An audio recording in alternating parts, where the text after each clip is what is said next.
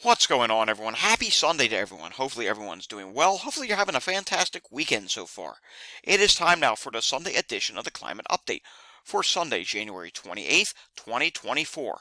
What is the climate update, you might ask? Well, if you're new to my channel, this is where we talk about climate stories ongoing around the world, generally weather and weather records, and then we also talk about the weather forecast expected over the next several days in the United States, where I show you model data, current things that are happening, and things that are expected to happen. So if you like this type of content, give it a thumbs up and subscribe to my channel down below. First off, we have to go over to the Scottish Highlands, in particular Kinlochhu, where a weather record for the warmest January was set. How warm, might you ask? Well, 67.3 degrees Fahrenheit on Sunday, which was making it hotter than Rome. Yes, that is a record, and it's breaking the old record that was set back in 2003 by a full degree Celsius. So, yeah, that is really impressive. Back in um, 2003, it was 65 degrees, and today it is 65.6 degrees, as it's saying here in 2018, and on it goes. Today was 67.3 degrees, so yeah, the records, they keep going up and up, and it's been a theme over in Europe. Remember last summer was extremely hot there, and they had to issue a type of warning that they never issued before. Yes, it is continuing to be an ongoing problem. Speaking of problems, there are some problems that are ongoing in northeast Ohio with this current weather system. I-480 East near Stearns Road in North Olmsted is experiencing flooding and cars hydroplaning. So yes, there are problems that are going on in Ohio as well, with Interstate 480 dealing with some flooding, and all lanes are being blocked at this time if you're in that area. All right, moving on to this. Study shows flooding in San Diego amplified by climate change. Okay, a lot of people are trying to say, probably thinking right now, well, you can't blame everything on climate change, yada, yada, yada. Here's my perspective on what's going on in San Diego. When you have the atmosphere, which is warming, warmer air masses can hold more moisture. So when you have a warmer air mass that can hold more moisture, it's going to release more moisture in storms. Therefore, the amount of rainfall in these storm systems is enhanced. And here's the problem with that. Infrastructure was built a long time ago. Our infrastructure, our sewer systems in the United States and many places around the world were not built to handle the rainfall rates of today. Am I saying this has never happened before? No, this may have happened before. Records in most places only go back to the early 1900s, the 1800s. Some places do go back further.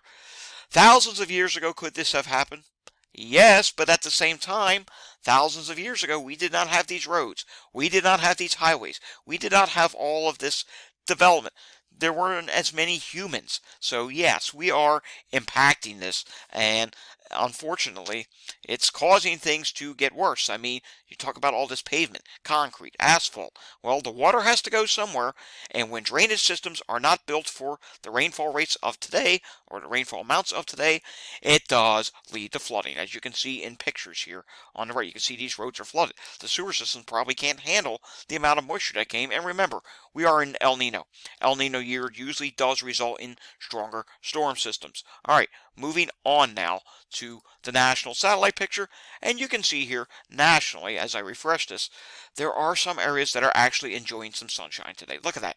Clear skies across Texas, Oklahoma, and for the most parts of Kansas. That's something you haven't seen in a while, but you can see there's this big storm system that's continuing to be ongoing in the Northeast, and we are concerned about the Pacific Northwest. We'll get to that in just a little bit. Continuing on here, you can see the national radar picture here. You can see this storm system's continuing to ongo. North of the Philadelphia area, that's where you're seeing your more steadier precipitation. Philadelphia on southeast, it's just showery activity. It may fill back in, and we do have some snowfall that's ongoing in upstate New York, western Massachusetts, even portions of northwest Connecticut, where you could see several inches of snow. And once again, the heaviest precipitation is generally north of I-80, but we do have this upper level low type feature, the primary low that is going to eventually transfer all of its energy to the coastal low, and there is still moisture circulating around that system at this time. National hazards map does show winter weather advisories and winter storm warnings are up for portions of the Northeast. How much snow are we talking? Well, let's take a look at that real quickly. Albany is still going with widespread, this is the Albany National Weather Service Forecast Office, widespread 2 to 4 inches, but you do see localized areas of 4 to 6, even 6 to 8 inches just west of Albany. And as you get down towards like Poughkeepsie, just 1 to 2 inches expected for you. Saratoga Springs, they're going with 2 to 3 inches of rain. The Boston National Weather Service Forecast Office is now going with just minimal, an inch or less of snow in Boston. We were concerned about that rain snow line for Boston, and yeah, it's shifted to your northwest. Even Worcester, you're expecting 3 to 4 inches.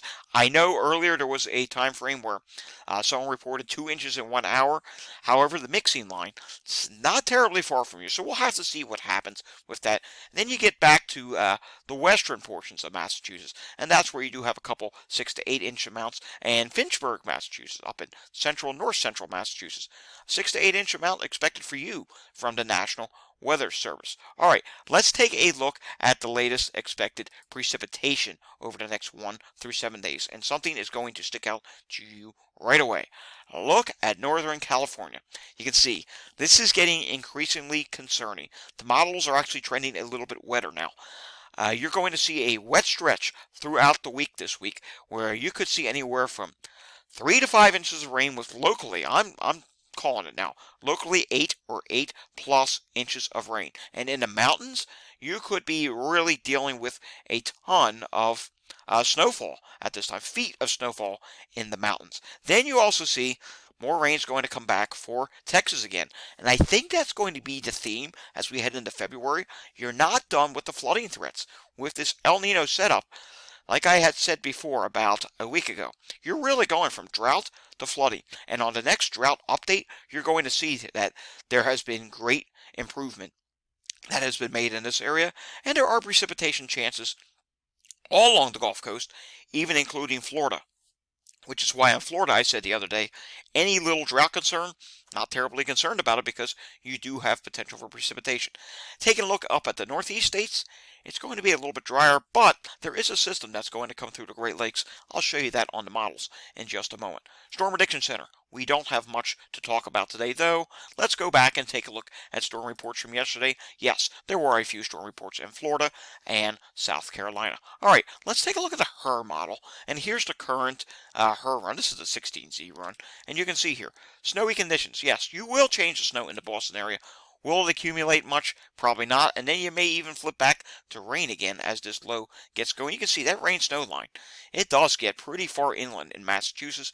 But then, as this low gets going, it collapses southeastward, and you do change over to all snow. So you will have a few hours of an opportunity for snow overnight tonight before this system starts to exit the picture tomorrow, and it's going to clear out in the rest of the country as well. Let's go over to the NAM model, and we are going to zoom this out. I want to show you something. There's a clipper system that we are now watching that's going to come through the Great Lakes. 1 to 2 inches, maybe localized 3 to 4 inches are possible with this system. Now, it's not going to do much once it gets to I-95, though. DC area, you could see an inch or two of snow Tuesday night going into Wednesday. And then after that, it does try to form some type of a low off the Carolinas, but you'll see here, that low is going to exit the picture. Unfortunately, this energy that's up in Canada, I'm saying unfortunately, it's actually a good thing. This energy is not going to phase in. Should that energy have dived down and phased in, we would have been talking about a major storm on the East Coast. All right, let's take a look at the GFS now, and we're going to take a look at several things on the GFS. First off, here comes that clipper system. You can see it doesn't really get organized, and then it develops a low, and that low goes out to sea. But look at this here. The GFS, here's that other piece of energy. It does come down on Friday, and that does generate another system. So it's something we'll have to watch if you're in northern New England or Maine. Perhaps maybe some snow showers or light snow for you. Then we have to go out to the West Coast, and I am going to switch this to the West Coast region. Let's go to the just western, here we go. Yeah, western U.S. And take a look at this. You can see, I'm going to back this up. You can see it starts off first with some rain showers in the Seattle, Washington area, but then watch what happens. Here's Northern California. Here's Oregon. As we head into Wednesday, things get windy. Things get stormy. Look at this heavy rainfall that sets up for you. And it literally sits over you, this fire hose of moisture all day Wednesday, into Wednesday night, and even into portions of Thursday. This is going to continue for you. And you can see in the mountains, heavy snow, and eventually this does get down into Southern California as well. And it doesn't completely clear behind us. You remain in a showery pattern right on through to about Saturday, then look what happens. Now, it's kind of a mess on GFS. It's 168 hours out, but there's another system in the Pacific. And the reason why it's kind of a mess, there's limited data, so the models don't really get a good read at these systems. But look what happens here. Yet another system enters the picture into Southern California. So that's something that we'll have to continue to watch. Let's take a look at the Canadian perspective of this. And look here. I won't even zoom this in because there's something else I want to show you as well. Look here in California. You can see Northern California. Very heavy rain. Look at that. Red's popping up. Let's take a look at the total precipitation amounts from the Canadian. Yeah, you're seeing here these oranges that are popping up. That's 8+ inches of rainfall in localized areas in California. And you could even be looking at 2 to 4 inches of rainfall in northwest Washington as well. Now let's go back to the precipitation map. I want to show you what happens here. This system, it does go east of the Rocky Mountains, but look what happens. It comes down to the Gulf Coast region, and it really gets strung out, but it tries to develop a low in the central region. That's something we're going to have to watch going into next weekend. What happens with this afterwards remains to be seen. Does it become a coastal storm? Does it go out to sea? Time will tell. It's relatively early. Let's take a look at the ensembles for that, shall we? We'll go over here to the GFS, and I just want to show you 24-hour precipitation. You can see here, even the ensembles for California. Look how wet that is. Yes, you're talking 24-hour amounts, 2 to 3 inches of rainfall in California. That's on an ensemble mean. That's impressive. What you're also seeing that's impressive on an ensemble mean is north of an inch of precipitation, 162 hours out in Texas. So yes, there are some active times ahead, and let's take a look at what goes on with the potential storm tracks. Here's the low pressures. And look at this. You're talking about potential Gulf system. Is that going to come up the coast, or is it going to go out to sea? You can see previous runs were further east. One was further northwest. But this is what we have to watch. Does it exit stage right, or does it come up the coast? If it comes up the coast, you're talking not just rain, maybe the potential for snow as well. And you can see here, let's go back to precipitation. You can see already the model, the ensemble, 200 hours out, is already showing the potential for a significant amount of precipitation with this storm. So this is going to be a large-scale storm system. And once again, let's go back to the Canadian real quickly. You see, once again, this is a large storm system. There will be some cold air to the northwest. The question is the track. If it can take the ideal benchmark track, you're talking maybe significant snow for the northeast. It's something we have to watch going into February. It's well over a week out. I just wanted to make you aware of this because oftentimes when you have a strong storm system that's entering the west coast, that energy eventually comes to the east, and sometimes if it stays far enough south, it can pick up Gulf moisture and it becomes a big system on the east coast. A lot of time to watch this, a lot to iron out. It's just something to be made aware of. Alrighty, we're not going to take a look at the long-range climate prediction center today, but what we will take a look at real quickly is let's take a look at temperatures across the United States, and we will use the Canadian model. The Canadian model is fairly accurate assessment, and we're looking at average temperatures this week in the Northeast, which is normal for this time of year, 30s, 40s, and some places up into New England, you may be below freezing. And you can see in the South, temperatures will be right around average for you as well. 60s and 70s in Florida, mid to upper 60s in portions of Texas. The Midwest region, you will be above average temperature, slightly above average, and in the West Coast, you're going to get cooler and be below average with that storm system that comes in throughout the week, and you will probably stay below average even going into next weekend. Alrighty, folks, that does it for today's climate update. If you learned anything from this, maybe you thought this was very informative and you enjoyed watching this, and you would like to see it again, Well, guess what? I'll be doing this again tomorrow. So if you enjoyed this, give it a thumbs up and subscribe to my channel down below. That's it for today. I will see you all again next time. Have a fantastic Sunday afternoon, and thanks for watching.